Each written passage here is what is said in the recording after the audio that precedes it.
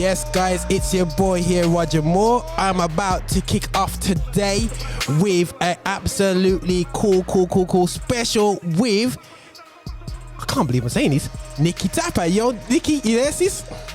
Yo. I feel like I should speak like this, just to say. Okay, this is but it. Then I can't help it because you have to go, what's going on, brethren? Yes, Nikki Tapper, upon the show. I just go like that, actually. And you know what, though, Roger? It is a pleasure. But boy, I can't believe, I feel like I'm John Motson himself with the big first we're in Newcastle, right? But in the north, outside, must be something going on, but it's cold at the moment anyway. We're in the winter. So it's football season right about now. And before you're thinking, am I listening to Affinity Xtra at the right time? Am I, because I'm hearing Nikki Tapper talking midday, talking on the Roger Van Moorinho show, and you're hearing all the vibe anyway. So yes, you are listening on the right station, and we're going to break all stereotypes right about here today. Hopefully, we're going to talk. All being well. Although I don't even know, Roger, if we would say there is even a stereotype. What we've had is a historical lack of understanding that females love the game of football, and I genuinely have loved it, and I don't believe the hype that we don't know the offside rule, even though if you ask me right now, I have to tell you, it says 2 bottles of brown sauce and a red sauce, and if the red sauce decides to go beyond the brown sauce, that's offside. All right, there you go. According to me, you pay off the VAR about now. Let's not talk about Man United and all. What was that about anyway? Right, as you said. So we're gonna cut into this, guys. Anyway, so but guys, thanks again for kind of like listening into us, and we got so much. I thought this one do this as a special day because we've got so much to discuss about. Yes, we're going to talk about football and just general what's been happening on and how we're feeling. We're going to talk about Nikki Tapper because actually she's defying logic, far as I'm concerned. Because usually when you talk about FIFA back in the day, young ladies were like, "What you on about, man?" You know what I'm saying? So and she does support a team called Arsenal, and I've got some presumptions why people support Arsenal, and she's going to try and relay that to me. And she's assumed or stereotypes of a Birmingham person born in her period, and they would support the two teams that they should support as a black person. But we'll get to that, and we'll talk about the most disgraceful and disgustingness that's been going on down at Millwall. But you know what? It's nothing new to us. That's the scary thing about it. Absolutely scary. And this show is not only about our focal point is black footballers. The reason why we do that is because not many people focus on black footballers in a positive sense, you know what I mean? And we will criticize black footballers because I criticize Paul Pogba. I think he should be sold. And Melo would totally disagree. So we're glad to hear today that he's looking to go. Juventus, you can have him back. That's Roger as a Man United fan. I don't care if you kill the ball in the top hand corner. You've been killing the ball nowhere else. You know what I'm saying? You've been in a team where if you paid 80 million, I have. You know what I mean? As far as I'm concerned, you should be winning games for us by yourself. You know what I mean? Like Bruno Fernandes, you know what I mean? So we're not going to hit things from a biased perspective and just say all black players are great. They're not all great, you know what I mean? But we're going to focus on them anyway. And like I said, I'm going to talk about, different social issues and different things that has poured into football thanks this weekend. But we'll break that all down. But first and foremost, I'm going to start like this, man. I'm going to start, on with video today's show because we can, and we got the whole distance thing going on. So if you want to check it out and whatever. But what I want to do first and foremost, Nikki, is before we get into the games, and you're Arsenal fan. Now, how did that come about? My assumption of an Arsenal fan who loves West Bromwich as well got caught up with the 3 degrees back in the day, and then also got caught up the fact that they had more than 2 black players playing for a team on there. So because we got so caught up with seeing a black person on TV, back in the day, we say, "Dad, mom, black person on TV, yo." That's what a lot of black people in Birmingham did when Arsenal played back in the day. So, as a Man United fan, that was my silly assumption of Arsenal fans. Although I wouldn't say it was silly. I just think, as you said, there was a period in our lives, and possibly even now, that you had to hold on to something that felt as though it gave you a sense of pride, because the societal pressures and norms, our job situation, the economy did not say that. It didn't celebrate our parents, grandparents and their contribution. And so when you did see somebody that looked like you on the most invasive, or as in invasive, the box that was in your house every day, then in a way you just drew to something that represented you, especially when they did it well, despite all the pressures that they were under. So for me, with supporting West Brom, because I was born in Smethwick, grew up in West Brom, and so I was at that age when I was hearing about these black players. And then fortunately, my late father, the one thing he always wanted to do was take me to West Brom. And so when I used to jump on the 79 or the 74 with my mom to go shopping, you had to drive past the italic writing of West Bromwich Albion. Yes. And I was just fascinated by that. My love for football started, I don't know how it started really, but I nearly ended up being more a Leeds fan. Because, and don't ask me how that came, but I always remember Don Revie, and there was something about how he came across. That was also in the mix. But West Brom was always going to be there. The white writing against that blue background and the hoardings that was there, signage. I always remember it as a little girl. Going on this and those lovely buses that we had back in the day. The love for Arsenal in a way drew from my elder brother supports the Arsenal. Okay. B, I was working in London, and I worked just down the road from Tottenham Court Road. Okay. And from Tottenham, Garth Crooks was a big player for them then. Stevie Archibald was a player for them then. And I remember feeling as though there was an attraction to say go there, plus the fact that I worked just down the road. But what kind of sold it for me to go to Arsenal was when Ian Wright was playing for Crystal Palace. And a dear friend of mine always says, Nikki, it's because you went, oh my gosh, look at all those black men. I said, no, it was because of the football. But at that time, Ian Wright. Ian Wright, Mark Bright, Tony Solarco, they were key players. Ian just caught my attention. And so when I heard that he'd gone to Arsenal, I just kind of followed. And then that was it. And then with my brother supporting the Arsenal, because I've got one brother that's a Man U fan. Okay, cool. And one who's Arsenal. Okay, cool. So I just went with Ian, and then that was it. Stuck with Ian's way he played, and then of course it became one of the teams that it will always go down in history, even if at the moment I don't know what is happening to us. Jesus is needed in their lives, but we'll get to that. Don't worry, guys. Exactly. Yeah, but that's where it all came from. And then I played girls football at college. I used to play five-a-side football. And there was girls football back in... even in the 80s. In the 80s, 90s, there was girls football, but it was all on a down low. We weren't really pushed. Remember, even from wartime, there were female footballers and football teams. I think it was up north, Sheffield or Barnsley. I'm sure someone can correct us. That started playing, and it got disbanded when the war ended. And those are the things where at the time it was needed, and they were skillful players. And I think this is what we've got to do is acknowledge that there's equality but difference, and women football players.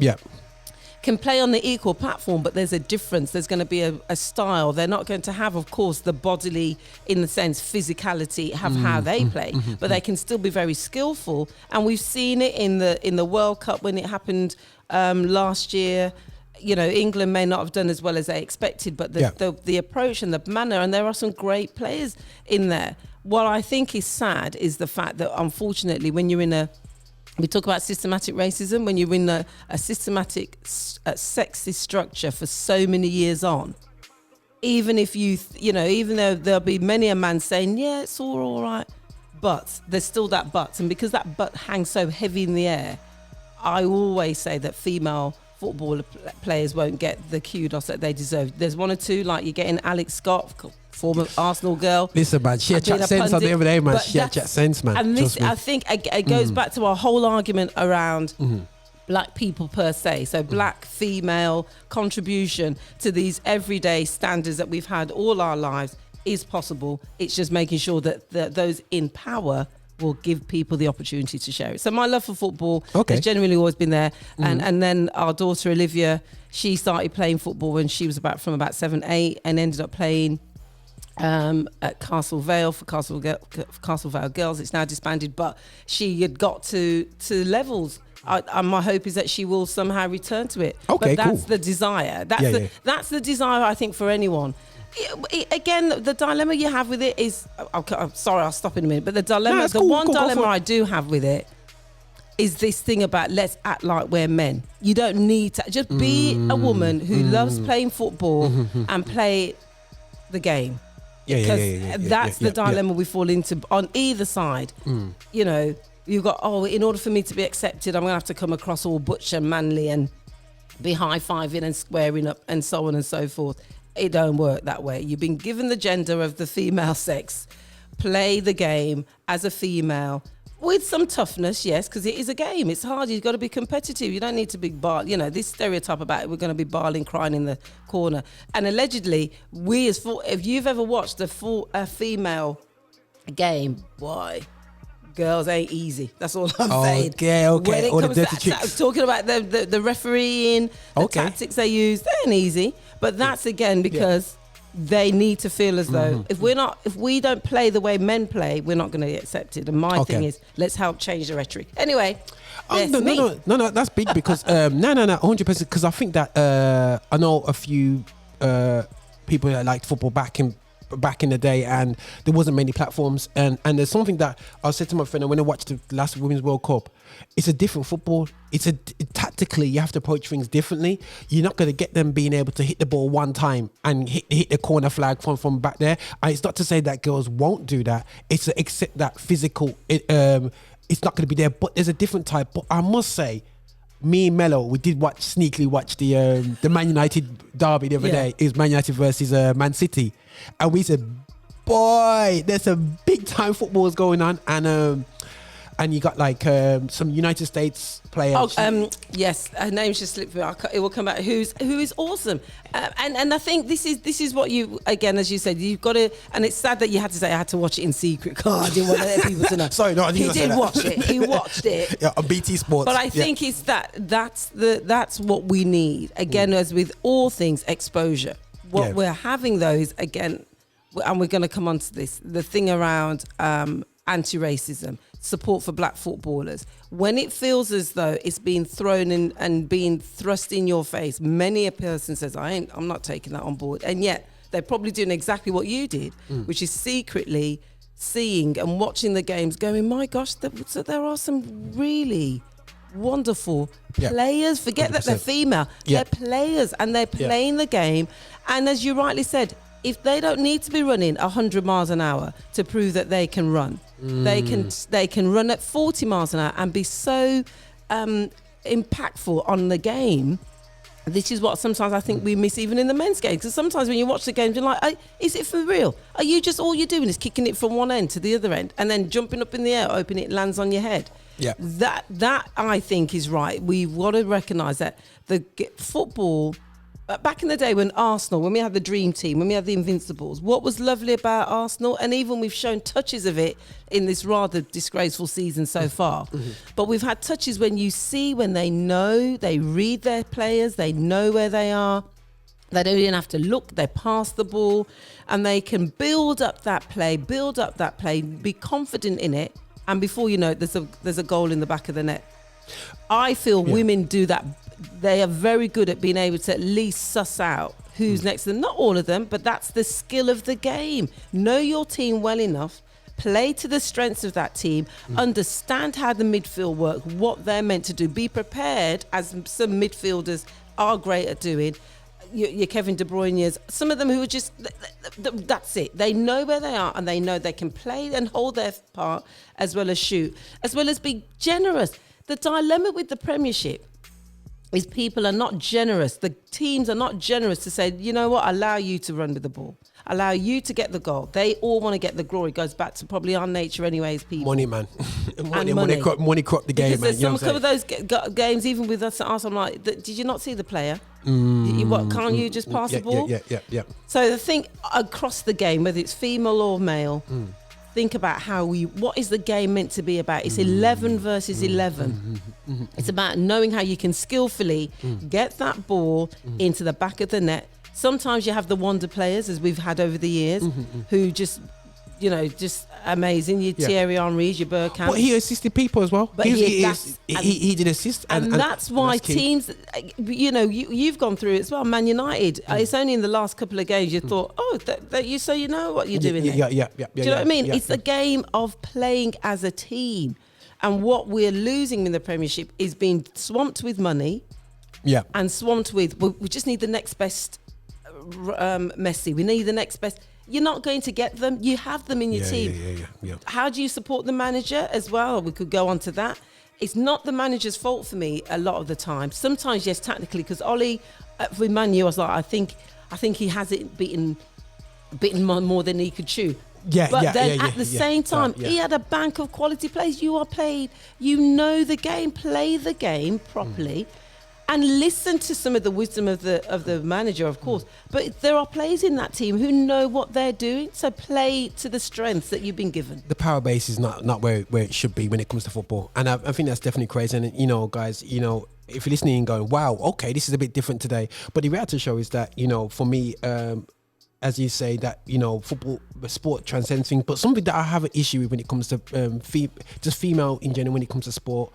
Now, I left school 16, 17, I'm not going to talk about how the church was against me playing sports. And I said them in the church, they would say, spend time at home and not play sports. But I don't realise, but then everyone looks at me now and go, hold on a second, you haven't got a big belly, you don't have any issues, you don't have whatever, because I carried on playing sports. Not on the level that I could have played sports, but I played it I ran a little club and I played Saturday mornings, Christian League, you know, with Clarendon FC. Now, something about females in sport, they drop off at the age of 13. You know, when you have the choice of taking up PE, about 2 girls take on PE, you know what I'm saying, and they drop off. Now I'm gonna, I don't really get that, and I'm a bit merciless with women, because I'm like this. How are you guys moaning about your shape, your weight, you screw at the gym later on in life? Yeah, we're saying, why haven't you guys got, with men, they can at least play like a football and go, you know what I mean? What is that? That's a beef for me. What's going on? Okay, so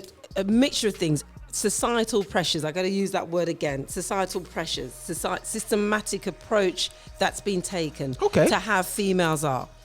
Unfortunately, or fortunately, the way our bodies were created and made by Lord God Almighty was that we would have to deal with certain things around having menstrual cycles, having our bodies changing, having being sexualized even from a young age, that your only goal in life was to look good and to be available to men.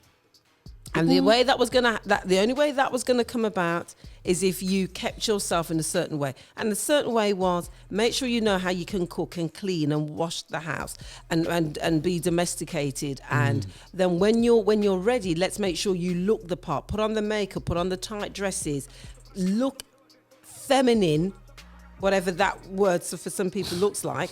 And that means that certain things that would keep you as feminine didn't involve you kicking a ball or hitting a cricket ball or playing a sport or getting involved in even netball. Netball was probably the only female sport that you'd allow to play, because you were all girls together, and you could play, and you could still be nice and feminine with it.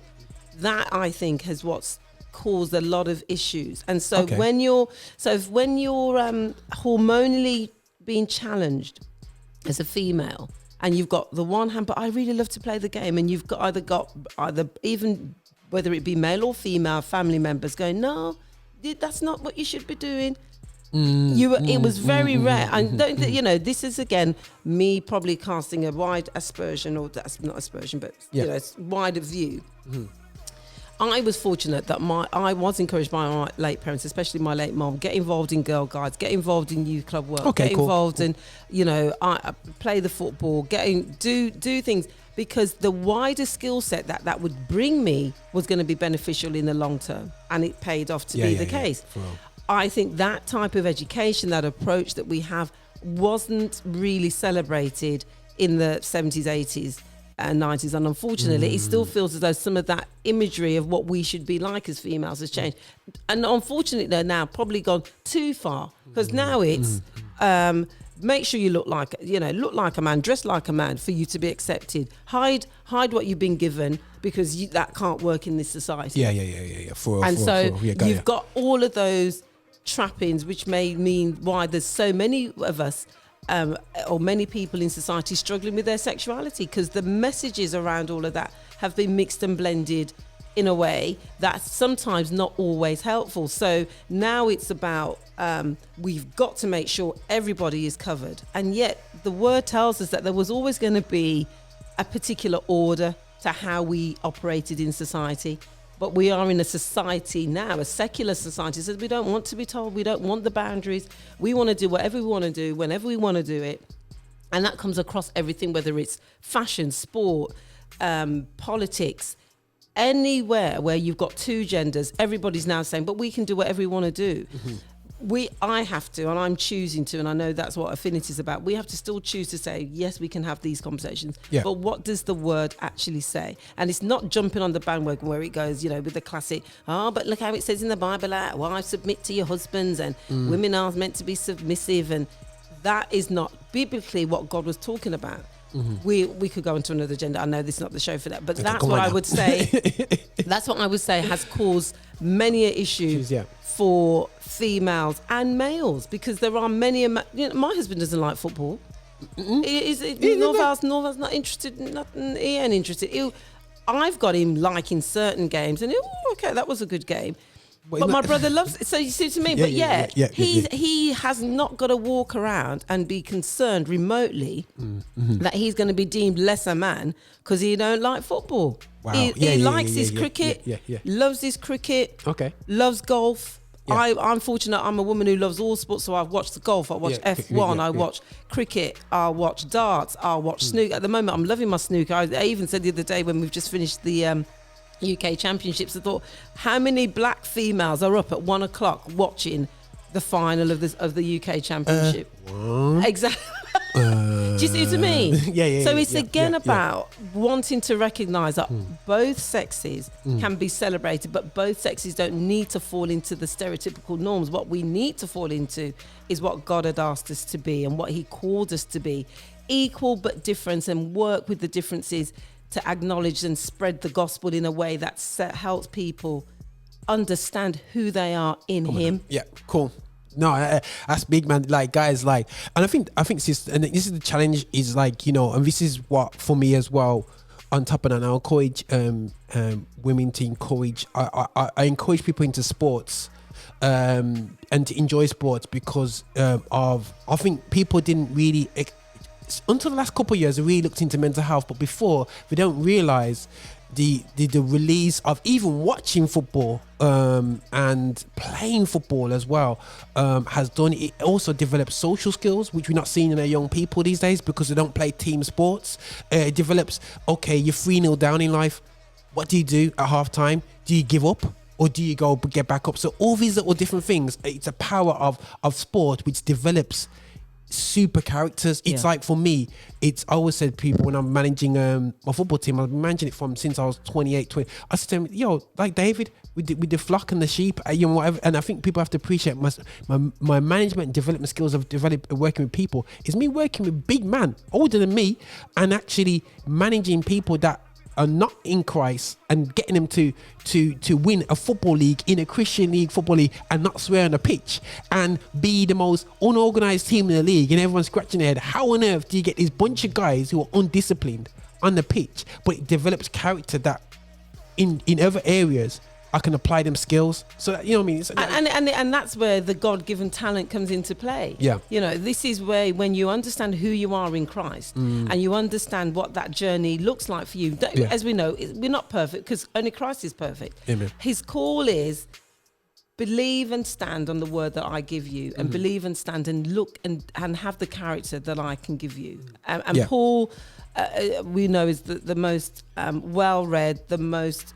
If there was a thing around saying you look at somebody iconically, you'd want to look at Paul the Apostle as the iconic disciple and deliverer of the word because of how he wrote those letters in adverse circumstances and challenging situations that many of us now would look and say, you're mad. I love Jesus, but I love him that much that I'm going to be in prison, tied to a heap of people, get whipped, beaten, drowned, and all sorts of things come back to, But I think you're right in the fact that if your approach to your life is about you want to live it to the best that you can live it, sport is a great way for that to happen. Yeah. Sport, as you rightly said, I love snooker. Why? Because it shows me how patient one has to be. Mm-hmm. It demonstrates maths understanding, because I look at it and go, how do you know that you need to hit that white ball to hit another ball, and you know that it's going to land at that particular angle or spectrum on the blooming on that green baize on a table that's not small. It's not like a little table, it's a massive table, and you read that game and study that game, and when you listen to those players,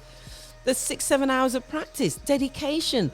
We are in a time when, unfortunately, as a teacher as well, that's my former, I'm still a teacher really, but qualified teacher and manager for many years. What saddened me about the education system was it wanted to take out the competition. It wanted to take out the hard work. It wanted to take out the fact that, you're going to have to learn to deal with defeat. Yeah. If you fail the tests, that tells you go back and study. Know about, well, it's not right, you should have written the questions differently, and how comes you do the and everybody getting on the bandwagon, parents coming up to the school. I remember many a time a parent coming to school arguing. I'm like, the child was out of order, deal with it, child. Don't expect us. But then the school would pamper to the needs of, yes, well, you're right, okay, we'll take out competition. We won't use the word competition. We'll use the word, second, friendly, you know what I mean?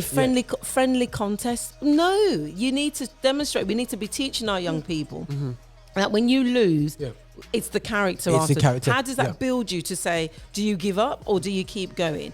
Do you want everything given to you on the plate, which is what we've got now as a society? And the same even in football. VAR is pure laziness. There has been a man there for the last how much, and female referees, of course, and lines people. Interesting perspective. Who have been doing that. Okay. And I'm like, now, man's, in that sense, man's word ain't good enough. We need a technological system or technology to help us make a decision. The decision with for West Bromwich Albion, Piera and when he got sent off. Good sent off. I've played football. My daughters play football. Listen, man, you push me down, and your leg goes up. Now, if the brother, as we know, and from with my black Jamaican heritage coming through, if the man push you down, you got them brethren that would lift up the foot and say, you're watching it, and they would kick out the foot in a manner that you would say, he's vexed. And he's done that to retaliate. I didn't see any of that. But 2-2, my man's getting sent off. West Brom then go and lose the game 5-1. Now, there is another, which is another thing about actually, come on team, there's 10 of you, you can still make a difference because, as we know, even if it's just one, you can defeat an army of thousands with God on your side. Now, footballers may not be thinking that at the time, but that's the mentality that they need to have. And that's where, again, it goes back to where is your character and love for the game? Where is the skill set that you have spent hours supposedly training on? That when it comes to the day to deliver, you're crumbling.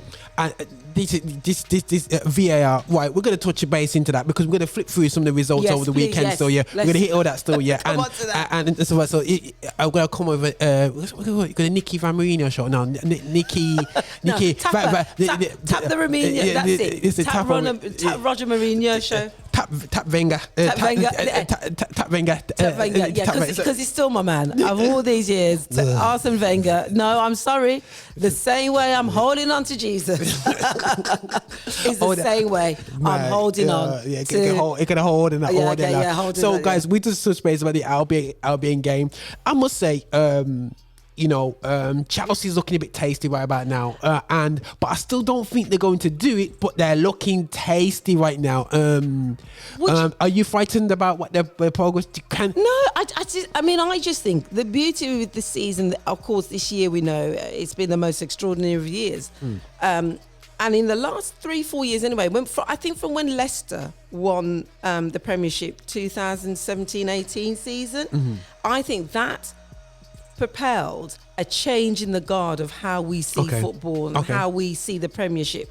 And so the beauty with this season is when you've had a change in the guard again, Chelsea, all the history of Chelsea and Moorinho and now seeing Frank Lampard there holding the fort and his desire to see younger players come through. When you've got the Abrahams and coming up and Pepe's with you guys, with Man U, but it's still the similar thing. Yeah. You've got to say this is good for the Premiership, that Chelsea in particular, and if I was going to be slightly for a team from down south, because there's so many of them there, then I probably would have a leaning towards Chelsea. There's an element of the reason why, because I really loved the way Frank used to play and how he had a passion for the game and he had a love for that team and a loyalty. It goes back, even though Giggsy, Ryan Giggs, nothing brilliant in his private life, but on the when he was with Man U, why did everybody still have to have, even if you didn't like them, you had to kind of hate them, because they had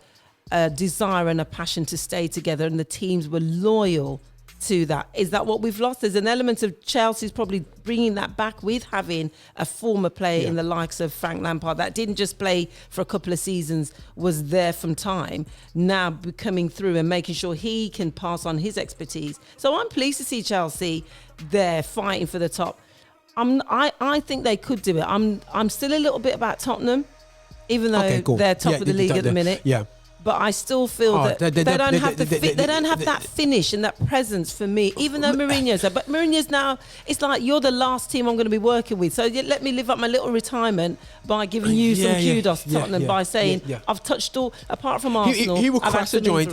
Listen, let's be real. Mourinho will do everything. He sees that this season is a season to win the title by playing crusty football. There's no fans in there. Them Tottenham fans didn't care how they played football. Listen, that second half, I was dropping off to sleep. I know Tottenham fans were dropping off to sleep. Everybody was like, "What the heck is this kid?" But I know that with the fans in there, Mourinho would not even get past the second game.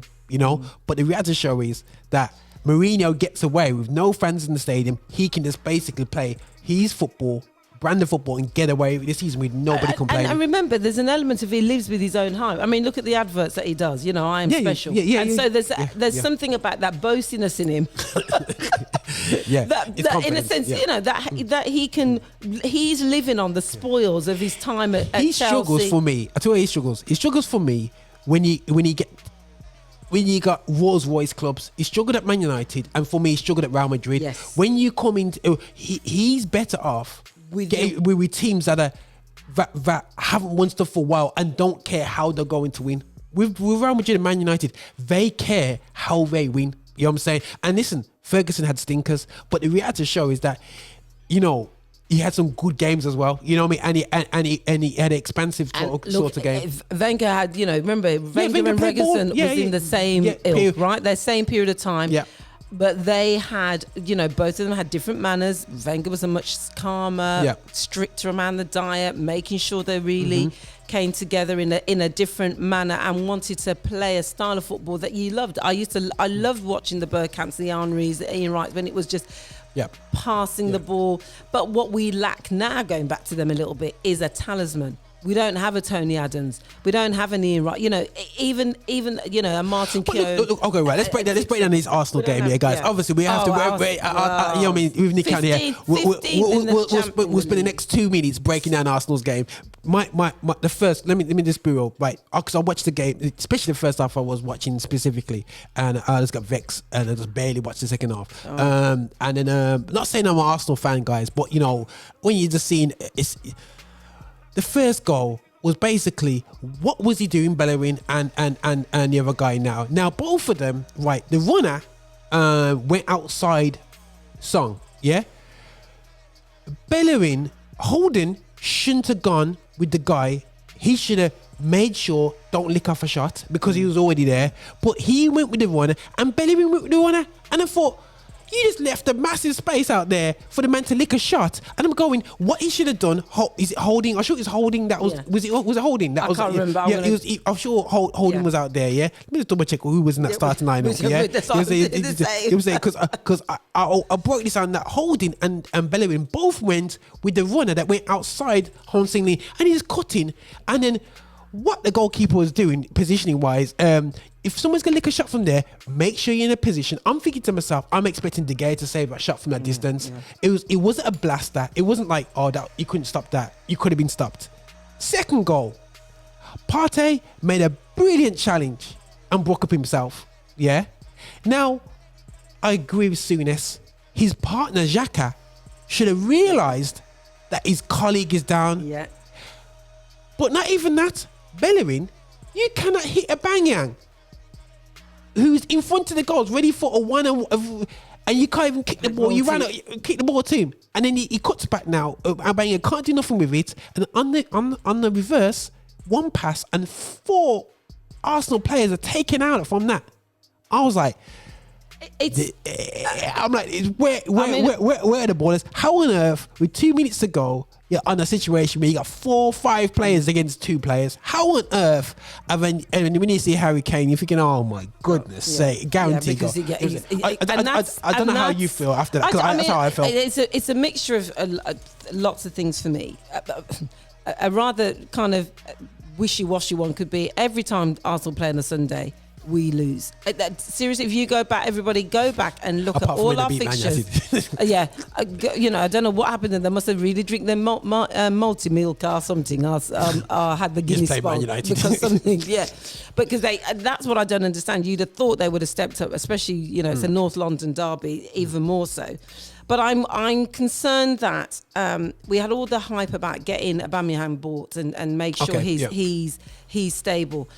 Something switched where he's not feeling the joy anymore of playing. Lacazette was always slightly behind, and they don't know where the service isn't there for them. As you're rightly saying, the service isn't there. So our midfield have forgotten the power that they have in front of them, and they don't utilise Aubameyang and Lacazette in a way.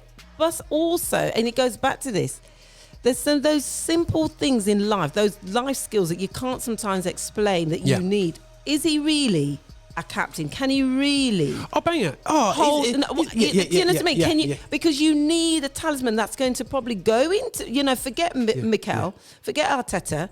You need the captain to be able to walk in there and go, look. Let's go back to Arsenal, Man United. This is Vieira versus Keane. You know what I'm saying? You have Man United fans, hands versus in each other neck, because they know that them players are going to fight for. And then I'm always say, Pogba could never last next to Keane. Keane would knock him out. You know what I'm saying? Can you imagine? It would say to Ferguson, I'm gone. Even post then. But that would not be the case, and that's possibly why, even I think about the Ashley Cole that was with us for a while, then he went to Chelsea, and then went obviously with Man U. That's what I think Arsenal at the moment are lacking. I mean, Mikel, bless him, is just saying, of course you've got to keep going. And I'm not saying there aren't nuggets of excellence and brilliance in the team. But at the moment, if you can't sit as an Arsenal team, the current lineup that he sends out, that current 11, and look at yourselves and think, we are 15th in the table. We have lost the last 6 matches. Jeez. We only, at the beginning of the season, we won the FA Cup on the back of who would have thought we would have got it? The Community Shield. We've beat Man United. It's not that it's not there. I would say that we've got to go back to understanding, and I know this may sound trivial, and that classic kind of statement, back to genuine basics. What is the game that we play? What is the game that you play? What do you understand the rules of the game to play? You are a team. We are a team that for the last 10 years, it must be, top 4, top 6. Right? You know what I mean? So even if you're thinking we should be, which I believe we could have been.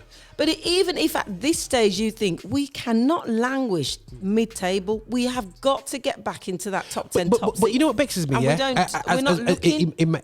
Even as a Man United fan, you know what vexes me? When you look at teams like Leicester, and they pick up man like Tillmans, and you're thinking like, bro, I'll be like, yo, bro, like buy Tillmans and sell Pogba. You know what I mean? I'd rather him in my midfield and Pogba. You know, people go, oh, but the thing is, guys, get over the hype, get over the fanciness, and Pogba, you're a big time baller. I rate you, bro. Yeah, but the reality show is there. The end of the day, still, when it comes to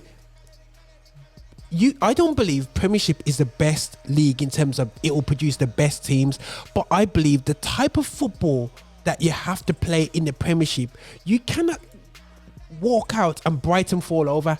And I think that Pogba suits PSG. Yes, he suits Juventus. You know what I'm saying? You know what I'm saying? When you got 2 mighty teams going on, you know what I mean? And you know what's happening right now? The fall of Messi, because Messi can't drag out Barca. Like he used to, and basically Ronaldo leaving Real Madrid, you know what I mean, has left them 2 clubs the pants down and getting battered in Spain right now. You know what I mean? And you know what? I have to salute and go back to black footballers. Yeah, Yes. I don't know if you, I don't know if you realize. I don't know if I watched RB Leipzig versus Bayern Munich highlights here the other day, and yeah, guys, before you think it, do I watch anything else but football? Yeah, I do. And I'm sure over half the players on the pitch were black or brown. Yeah, and Nikki, growing up, could you even see a black player in Germany? Me and Melo mentioned this, and I don't think people recognise this is a transformation. And then when they're looking at PSG's academy for the black players, I'm not saying black people are the superior footballers, i.e. players, the best footballer ever. I'm not saying that, people. Sorry if I offend you. You know what I'm saying? You know what I mean? We're not emphasising the fact that basically basketballers got pure physical footballers and pure American footballers got pure black football. Anyway, we're not emphasising that we're maybe superior because that's why he transferred us to use us as slaves, because we was superior to everyone. But anyway, we're not going to emphasise all that part there still, yeah? But now in sport, they've realised that we're faster, stronger. And actually, one thing that they took out of our game back in the 60s, 70s and 80s is they recognise our intelligence more now than ever. And something that we picked up last week when we was looking at the top black centre midfielders is the most intelligent footballer, and in American football, is quarterbacks. Check this out now, yeah? And there's not been many black quarterbacks over the years because they would never let us run the team. And in the centre of the park, it's only really Paul Ince has come through in England. You know what I'm saying? And it's because from Little League, they don't put us in that position. Even when we've got the intelligence and ability to do it. As you know, obviously we've always been in radio. So in the main show that I did there on local radio for BBC, I had a gentleman. I'm so annoyed that I'm sitting here trying to remember his name, and we were talking about the punditry that speaks about players, and again that bias or that unsaid kind of racist tone that pundits have when it comes to play. So that you'll always talk about a black player and look how fast he can run, he's really strong. And yet, you know, if you have a Kevin De Bruyne or even a Beckham or Kane, look at the skillful way that he intelligently runs across the field, and he knows how and he's there at the right place. You thought, hang on a second, they never do that. Very rarely, fully. And they did some research to say, you know, statistically, the language that's used around black players from pundits is 70% very more about their physicality rather than their intelligence. And for me, as you rightly said, I mean, look, we've got Les Ferdinand, who's the one of the chairs or CEO for QPR. You've got, you know, you've had the Chris Hughsons, who of course was at Bristol, Brighton rather, for many years. Of course, dear friend and fan, of course, of mainly football, Darren Moore, who stepped in there. What we have to do, which is right, and I'm possibly seeing that more in Europe. That teams are recognising they have intelligent players. They have intelligent players who may not have the physicality and the same presence as they stereotypically have said about black players, but know and read the game. Even the pundits that you can kind of say, okay, do that. We mentioned her briefly, Alex Scott. But she is I don't know if he can refer to as black, I guess, but she's brown. She's black. But look, let's just say, for me, politically, I say black. If you've got Caribbean heritage, African, you're black. If you're Asian heritage, you're brown. Okay, so she's black and female. So she's coming in there cold, and she's coming into a field where I feel like the black male footballers are coming into approach management like this. Like, they did an interview with Andy Cole and York, and Andy Cole told York, I ain't bothering management, it's gonna be a long thing, like you know what I mean. Lampard and Gerrard gets the big gigs, but Sol Campbell gets Maxfield and all the rubbish clubs. But you would say Sol Campbell holds himself when he walks in the room and he's your manager. You probably go,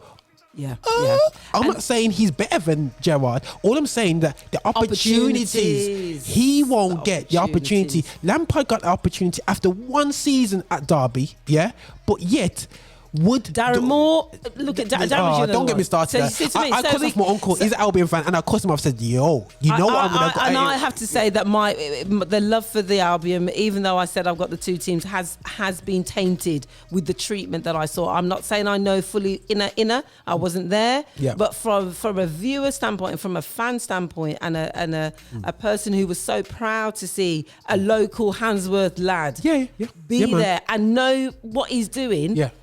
Being told after they were lying fourth in the Championship, got into the Premiership, and then when he gets back in the dashing whip. But as you said, remember, we want to celebrate the fact that, and we want to break the myth.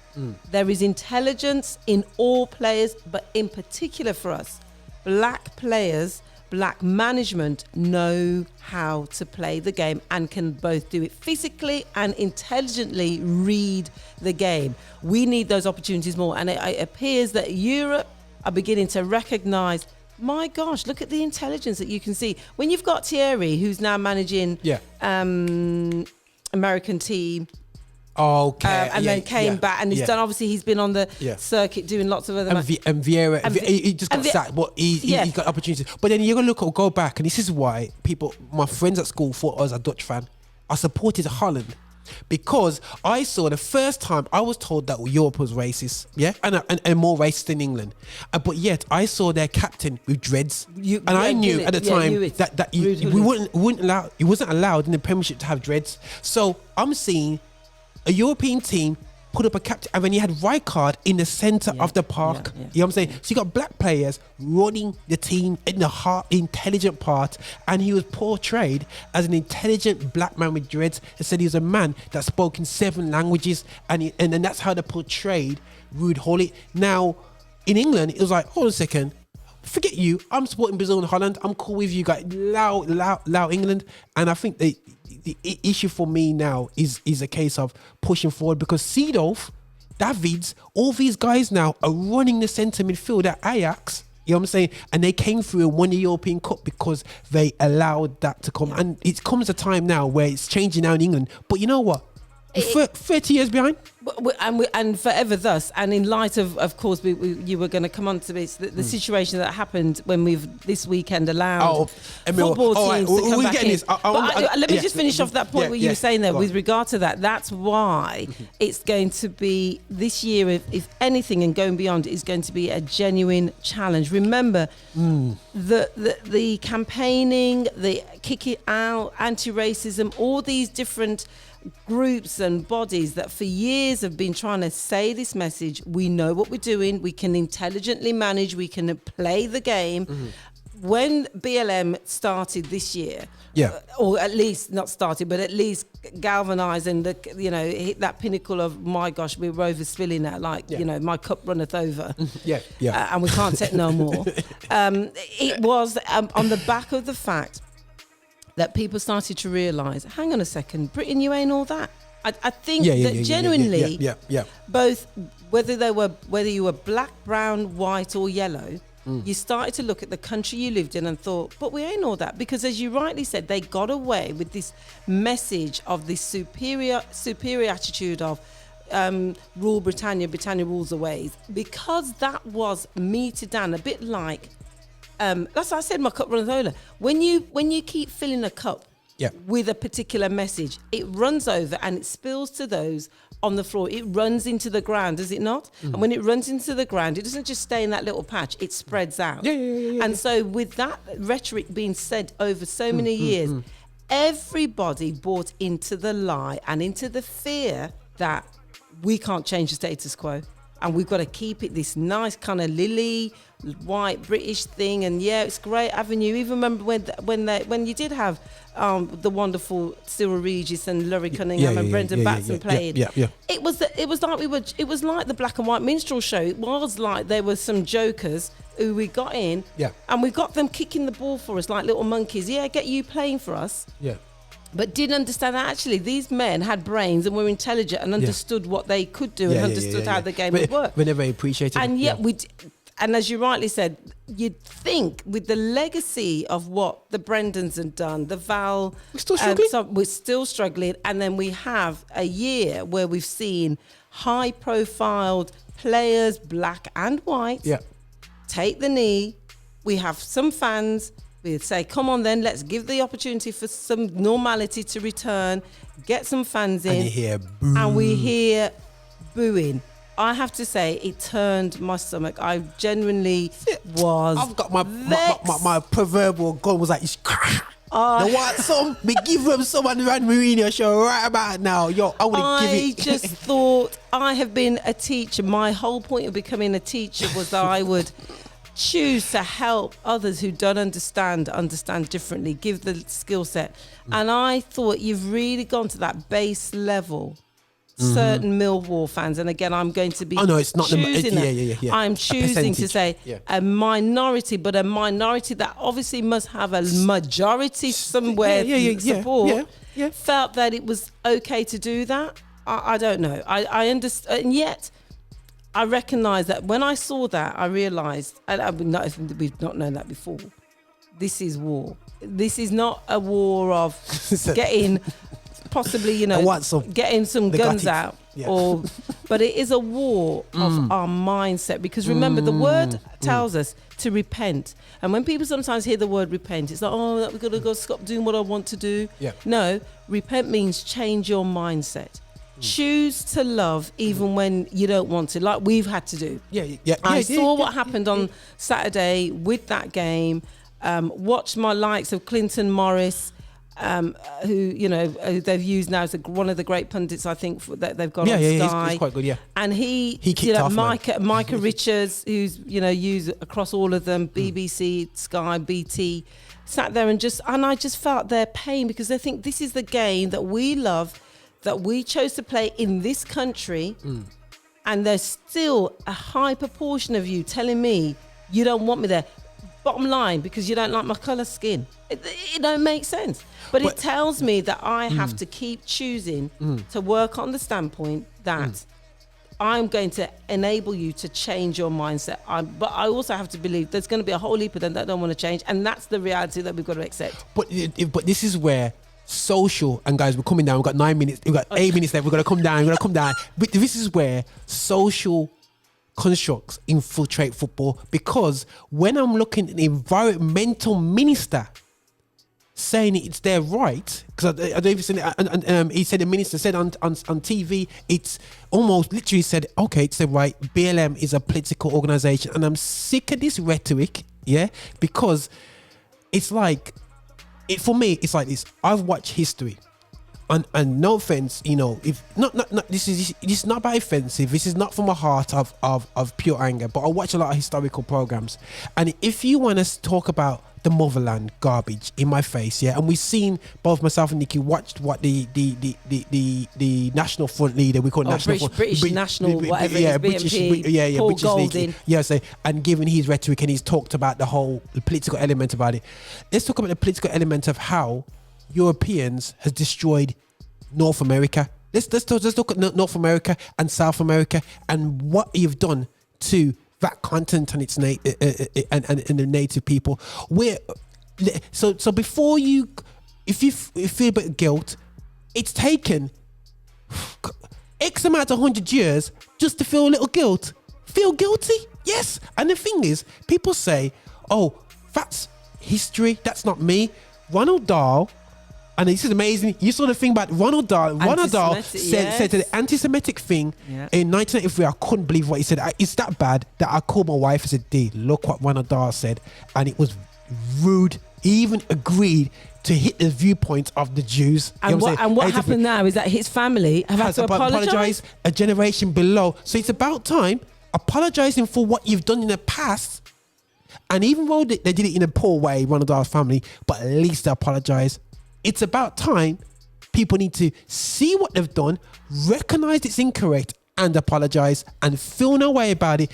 You need to apologize for wrongdoings, even if you cannot go back and change. We're not asking for change, Nikki. What's done is done. You know what I'm saying? You got remember, Paul, again, I've got to quote him. Paul says, press, I forget what's behind pressing on towards the goal for which Christ called me. Now, from a Christian faith standpoint, that's our challenge. Our challenge is, how do you go forward? As you rightly said, you don't remember the past with the past of, I'm going to bring vengeance, because the word says vengeance is not for us to take. No. However, as you rightly said, you need to acknowledge where the wrong has been done. Yeah. This current situation, when it comes to this very key part of our society norm, play sport, in particular football, whatever this national game that we call it is, if there are pockets of people who are saying we don't like you because you're black, and trying to use a political argument to say you're trying to overtake and destroy a white view, that's what my fellow white brothers and sisters have to stand up and say, no, that is not what we buy into. Well, it's not the majority. That's what I'm saying. We've got to say it's not majority. It's not majority. But our prayer, and I end Tapestry by saying the same thing as best I can all the time. If there's anything we can do from a faith standpoint, as much as we love all of this, and we love our football, I love my sport, and I know sometimes I've changed my agenda so I can quickly get back into watch the game. So I missed a little prayer meeting or something. Not really, but it's to say, let's keep praying. Let's keep praying. Cool. Let's keep doing this, everyone. Let's make sure you're having the conversation. I remember I've had a conversation with my brother when it comes to faith in general, and I just said to him, look, I wish I was a theologian in that sense. I'm not. All I can tell you is that for me, I once was blind, but now I see. And I have a faith in Christ that says, I can do all things. I'm wearing a t-shirt to say, in Christ, I can do all things. Nothing's impossible. He gives me the strength. He knew, this is what's so joyful about our faith. The Lord knew there was going to be a period in this world where how we stood, if we claimed to have a faith, we were going to be challenged. We were going to have false prophets. We were going to have false teaching. We were going to have it happen not even with outside of us, but even in our own families. We were going to hit walls that you would say, I might as well give up on you, Lord. But the word has said, hold on to me and all is able. He's the one that gives us strength. So in light of the fact that we love our football, we see it being used as a political battering ram for certain other people's agenda, which is what we saw in that ridiculous video that came out. We've also got to go to the base of the game. Like we said, if you want to get hit with the battering, get hit with the battering ram of play the game. Yeah, man. Yeah, man. You're being paid a whole heap of bucks. Play the game. Yeah, go back and recognize the skill. Go back and recognize that it's a team game. It ain't about one man. It's about all woman. It's about you playing together and playing to the best of your ability. May the best team win at the end of it all, which I know will not be Arsenal, but I pray we could have a miracle and it could be us. And then for the likes of Sheffield, this time last season, they were flying. Now Sheffield are strangling there at the bottom. West Brom again. We play, West Brom are playing great, but we still don't have that killing power when it comes to the game of it. But I'm sure you will invite me back onto the Tapper Moorinho show. We're gonna do hopefully a show. Because I didn't get to talk about even how Wolverhampton are doing, because I've got to give props to them and the Portuguese cousins. Portuguese cousins. I have to hold it. Our blessings go out and prayers go out to Raul Jimenez as well at this time, because he's still dealing with that injury. But there's a whole heap more I could be telling you about. If you want to, Nikki, you're into your golf as well. Yes. Let me do a little talk on Tiger Woods. Exactly. I was going to say she got into Tiger because of Tiger Woods. No, I didn't. She got into tennis because of Venus and Williams. So in the name of Jesus, don't make me lick the Raja right here live on air.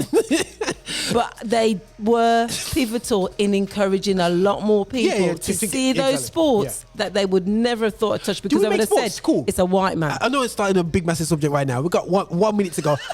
We make sports. We make tennis cool. We make tennis basketball cool. NFL cool. Nike always follows us. Formula One. Look at Jordan. Look, Hamilton.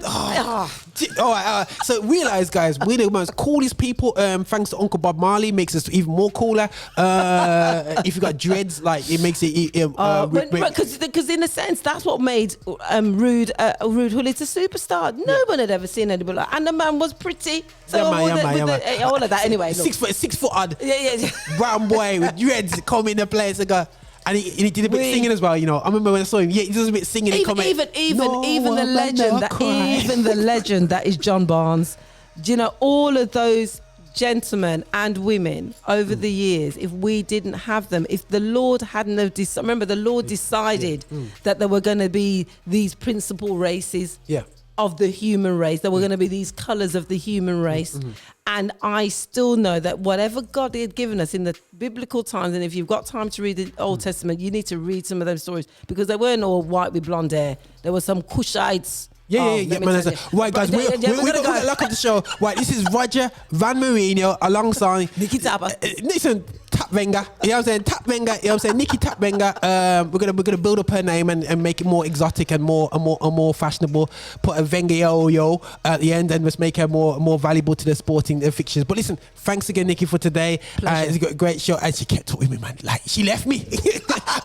This is Roger over now, and this is how we do it, man. Blessing of loss.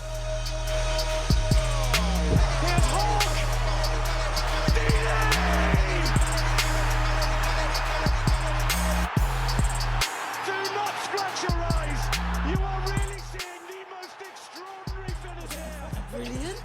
I really enjoyed that.